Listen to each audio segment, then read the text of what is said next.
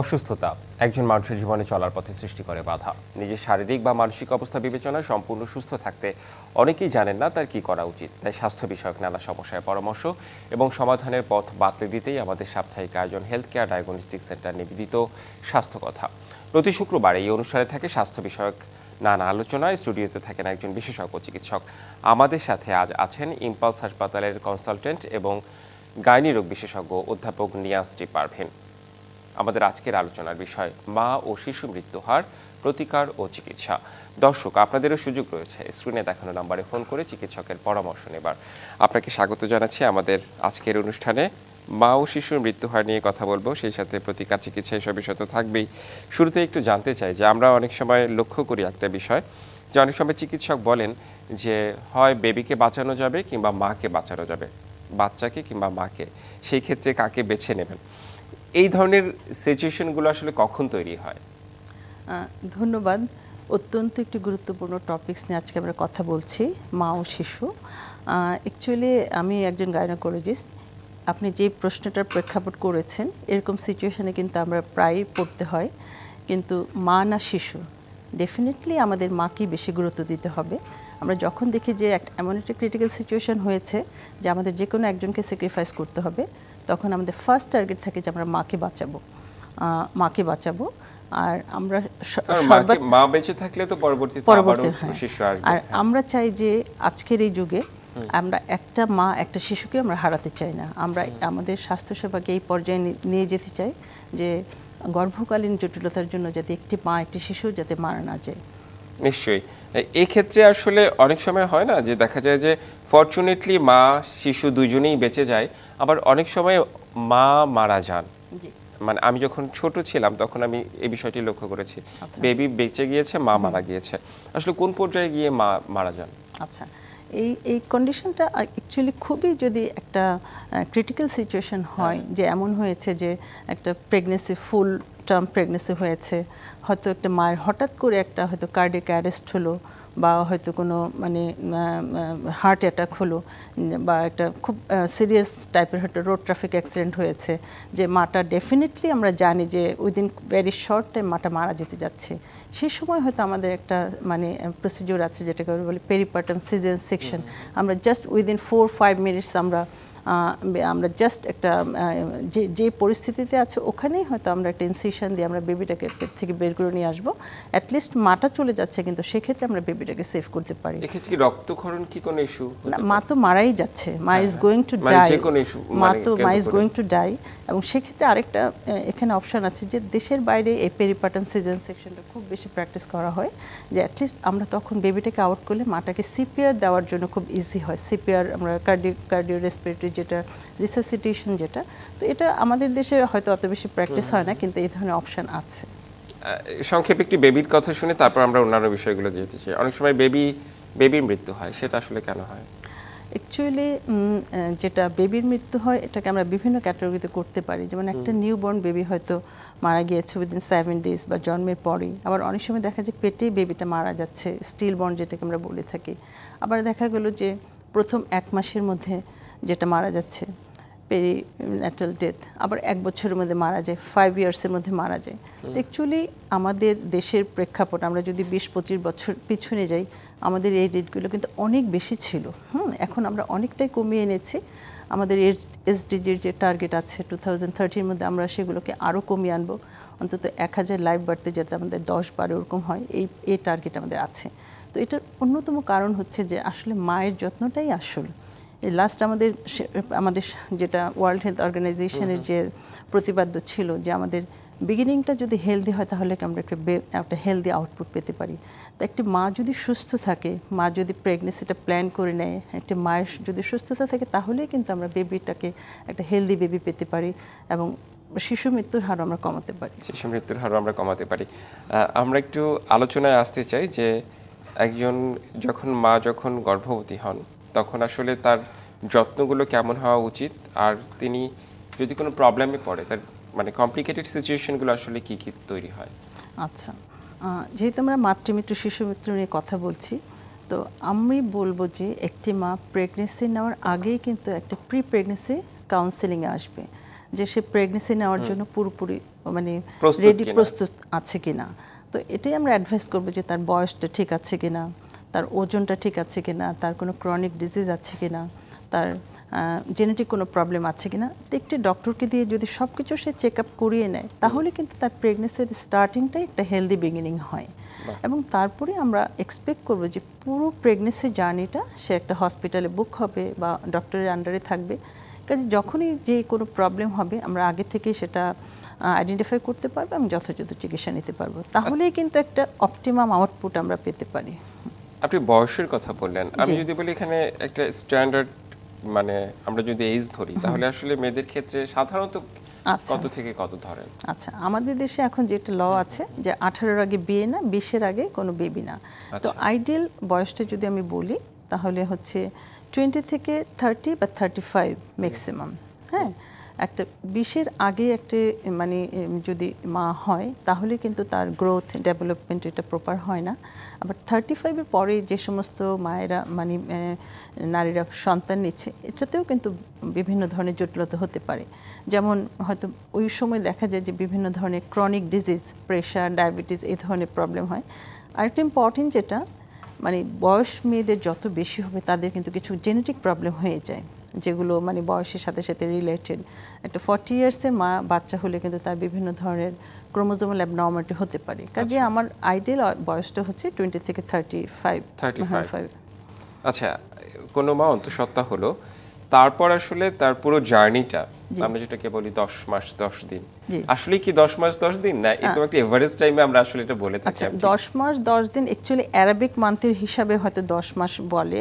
আমাদের মেডিকেল টার্মে এটাকে আমরা বলে থাকি 40 উইকস প্লাস মাইনাস 40 উইকস, 40 সপ্তাহ আমরা বলে থাকি। এই 40 সপ্তাহের মধ্যে একটা বাচ্চা মায়ের পেটে মানে মায়ের গর্ভে বড় হওয়ার জন্য যথেষ্ট সময়। হ্যাঁ, 40 সপ্তাহ মানে আমাদের একদম মানে একদম স্টার্টিং থেকে ভ্রূণ অবস্থা থেকে ডেলিভারি পর্যন্ত 40 উইকস। সেটা আমাদের প্লাস মাইনাস হয়তো 42 পর্যন্ত ম্যাক্সিমাম যেতে পারে। 42 এর পরে অবশ্যই আমাদের মানে ডেলিভারি করিয়ে ফেলতে হয়। আচ্ছা, কোনো মা অন্তঃসত্ত্বা হওয়ার পর থেকে তার একটু জার্নির বিষয়ে একটু যদি বলতেন, তার যত্নটা আসলে কেমন হওয়া উচিত? আচ্ছা, প্রথমেই যেটা আমরা এক্সপেক্ট করি যে যখন একটি মাথা পিরিয়ড মিস করবে সে চেক আপে আসবে, তখন আমরা কিছু বেসিক ইনভেস্টিগেশন আমরা করে ফেলি। যেমন তার সব কিছু প্যারামিটার ঠিক আছে কিনা, তার হিমোগ্লোবিনের পরিমাণ কেমন আছে, তার ডায়াবেটিসের স্ক্রিনিংটা করে ফেলি, তার হেপাটাইটিস আছে কিনা, ইউরিনে কোনো ইনফেকশন আছে কিনা, কোনো আদার কোনো প্রবলেম আছে কিনা। আর আমরা ওই 2 থেকে 10 উইকস বা 8 উইকস আমরা একটা ডেটিং আল্ট্রাসাউন্ড করি যে বেবিটার পজিশন ঠিক আছে কিনা, ভায়াবল কিনা, ডেটটা একুরেট আছে কিনা। এখানে যে 2 থেকে 10 সপ্তাহ প্রথমে মানে 2 মাসের পরে হ্যাঁ, যখন একটা হার্টবিট চলে আসে, তাহলে এগুলো হচ্ছে বেসিক ইনভেস্টিগেশনগুলো। তারপরে আমরা মায়ের জন্য পুরো প্রেগনেন্সিটা সে কীভাবে যাবে সেটা একটা গাইডলাইন দিয়ে দিই। তার দৈনন্দিন চলাফেরা, খাবার দাবার, নিউট্রিশন সব কিছু কোনগুলো অ্যাভয়েড করবে, কোনগুলো তাকে ফলো করতে হবে, কিছু ফিজিক্যাল এক্সারসাইজ, এই জিনিসগুলো আমরা দিয়ে দিই। অ্যাভয়েড করার বিষয়গুলো একটু যদি বলতেন, একজন মার আসলে মানে অন্তঃসত্ত্বা হওয়ার পর কোন বিষয়গুলো করা উচিত না? আচ্ছা, যেমন অবশ্যই যে কোনো ড্রাগস নেওয়ার আগে তার ডক্টরের পারমিশন নিতে হবে, তাই না? ডক্টরের সাথে কনসাল্ট করে। অনেকে হয়তো অনেক মেডিসিন নিচ্ছেন, তার কোনো ক্রনিক ডিজিজ আছে, ডায়াবেটিসের জন্য, প্রেশারের জন্য, অ্যাজমার জন্য বা অন্য কোনো ডিজিজের জন্য, ওই মেডিসিনগুলো কি প্রেগনেন্সিতে সেফ কিনা সেটা ডক্টরের সাথে কনসাল্ট করে নেবে। তারপর হচ্ছে আমরা বলি যে প্রেগনেন্সিতে কিছু যাদের কিছু হ্যাবিট থাকে, যারা অ্যালকোহল নিচ্ছে বা স্মোকিং করছে ডিরেক্ট বা ইনডিরেক্ট, এখানে কিন্তু আমাদের দেশে মেয়েরা কিন্তু একটু লোয়ার সোসাইটিতে স্মোকিং করছে, আবার হায়ার সোসাইটিতেও দেখা যায়, যদিও আমাদের দেশের রেশিও কম, সেটাও কিন্তু স্মোকিং টু প্রেগনেন্সিতে হ্যাজার্ডাস হতে পারে। থেকে আসলে ইনডিরেক্ট স্মোকিং সেটাও হতে পারে। কাজে আমরা এই ব্যাপারগুলো বলি। তার কোনো আননেসেসারি কোনো হেভি ওয়ার্ক মানে লং জার্নি, এই জিনিসগুলো তাকে মেনটেন করতে হয়। কঠোর মানে পরিশ্রম করবে কিন্তু সেটা স্বাভাবিক, মানে খুব কঠোর পরিশ্রম, শক্ত জিনিস তোলা এমন করা যাবে না। হ্যাঁ, হেভি ওয়ার্ক বা হেভি এক্সারশন এই জিনিসগুলো অ্যাভয়েড করতে হবে। তাকে প্রতিদিন তাকে সাউন্ড স্লিপ নিতে হবে, রাতে 7-8 ঘন্টা ঘুমাবে, দিনের বেলা রেস্ট নেবে, খাবার দাবার এগুলো, এবং রেগুলার এন্টিনেটাল চেক আপে আসবে, এই জিনিসগুলো তাকে মেনটেন করতে হয়। আচ্ছা, এক্ষেত্রে খাবার দাবারের বিষয়গুলো যদি একটু বলতেন যে কেমন খাবার, পুষ্টিকর খাবার নিশ্চয়ই একটু হ্যাঁ পুষ্টিকর খাবার তো অবশ্যই খাবে। অ্যাকচুয়ালি প্রেগনেন্সিতে দেখা যায় প্রথম দিকে মায়েদের খুব বমি বমি টেন্ডেন্সি থাকে, খাবারের অরুচি থাকে, তো আমরা বলে থাকি যে মিলটাকে সে স্মল ফ্রিকোয়েন্ট মিল অল্প অল্প করে অনেকবার খাবে। অনেকবার একসাথে বেশি খেলে দেখা যায় তাদের ভমিটিং হয়ে যায়, কাজে অল্প অল্প করে অনেকবার খাবে। তার যথেষ্ট পরিমাণ পানি খেতে হয়, পানির পরিমাণটা খেতে হয়। তাকে প্রতিদিন প্রোটিন জাতীয় খাবারটা পরিমাণটা বাড়াতে হয়। প্রোটিন জাতীয় খাবারগুলো, প্রোটিন জাতীয় খাবারের মধ্যে আমাদের দেশে যেটা সহজলভ্য, ডিমে প্রচুর প্রোটিন আছে, তারপরে হচ্ছে চিকেন, ফিশ, ছোট মাছ, বড় মাছ, তো এই যে হ্যাঁ এগুলো। তারপর হচ্ছে ডাল, ভেজিটেবল। একটা দেখা যায় প্রেগনেন্সিতে অনেকের কোষ্ঠকাঠিন্য হয়ে যায়, যে শুধু শুধু ব্যালেন্স ডায়েট নেয়, প্রচুর পরিমাণে ভেজিটেবল, সালাদ, ফ্রুটস, এগুলো কিন্তু তার কোষ্ঠকাঠিন্যটা করে। আর দুধ কিন্তু খুবই ইজিলি অ্যাভেলেবেল। দুধ কিন্তু বাচ্চার গ্রোথের জন্য, তার বোনসের জন্য, হাড়ের জন্য খুবই প্রয়োজন, এবং মায়েরও কিন্তু ক্যালসিয়ামের ঘাটতি হয়ে যায়, তো দুধের কিন্তু অনেক প্রয়োজন আছে। মায়ের প্রপার যত্নটা আসলে জানলাম। আবার আরো অনেক প্রশ্ন রয়েছে, কারণ অনেক শিশু হচ্ছে মায়ের পেটেই মারা যায়। সেই সংশ্লিষ্ট বিষয়গুলো আলোচনা করব, শিশুর যত্নের আলোচনা করব। একটি বিরতিতে আমাদের যেতে হবে, বিরতির পর ফিরে এসে আমরা আলোচনা করব। বিরতি নিচ্ছি ডিবিসি নিউজের সাপ্তাহিক আয়োজন হেলথ কেয়ার ডায়াগনস্টিক সেন্টার নিবেদিত স্বাস্থ্য কথা, সঙ্গেই থাকুন। আবারও স্বাগত ডিবিসি নিউজের সাপ্তাহিক আয়োজন হেলথ কেয়ার ডায়াগনস্টিক সেন্টার নিবেদিত স্বাস্থ্য কথায়। আমাদের সাথে আজ আছেন ইম্পালস হাসপাতালের কনসালটেন্ট এবং গাইনি রোগ বিশেষজ্ঞ অধ্যাপক নিয়াজটি পারভিন। আমাদের আজকের আলোচনার বিষয় মা ও শিশু মৃত্যু হার প্রতিকার ও চিকিৎসা। বিরতির পর আবারও স্বাগত জানাচ্ছি। ঠিক বিরতির আগে একটি ফোন এসেছিল, ফোনটি আমরা ঠিক কেটে গিয়েছে, নিতে পারিনি। তার প্রশ্ন ছিল যে অন্তঃসত্ত্বা অবস্থায় থাইরয়েডের সমস্যা দেখা দিয়েছে, এখন বেবি হওয়ার পর এই সমস্যা চলে যাবে কিনা, কিংবা এখন আসলে তার কি করা উচিত? আচ্ছা, থাইরয়েড একটা মেডিকেল কন্ডিশন, এবং এটা হাইপোথাইরয়েড আছে, হাইপারথাইরয়েড আছে। তো থাইরয়েড হরমোনাল ডেফিসিয়েন্সির জন্য যেটা হয়, অ্যাকচুয়ালি তাকে আবার টেস্ট করে দেখে নিতে হবে যে তার এই প্রবলেমটা আছে কিনা। যদি থাইরয়েডের প্রবলেম থাকে তাহলে কিন্তু তাকে রেগুলারি মেডিসিন নিতে হবে, মানে এই অবস্থায়। হ্যাঁ, তারপরে যদি তার আগে কিন্তু তো থাইরয়েডের প্রবলেম ছিল না, কিন্তু প্রেগনেন্সিতে যেহেতু ধরা পড়েছে, তা আবার তাকে টেস্ট করে হয়তো 6 উইকস পরে আবার ব্লাড টেস্ট করে দেখে নিতে হবে যে এই প্রবলেমটা আছে কিনা। যদি থাকে তাহলে কোনো এন্ডোক্রাইনোলজিস্টের সাথে কনসাল্ট করে হয়তো তাকে এটা কন্টিনিউ করতে হবে। আচ্ছা, এই সময়ের মধ্যে কি ট্রিটমেন্টে ভালো হয়ে যেতে পারে থাইরয়েডের প্রবলেম? অনেক সময় সেটা চলেও যেতে পারে, আবার সেটা যদি কন্টিনিউ করে সেটা মেডিসিনটা কন্টিনিউ করাই বেটার।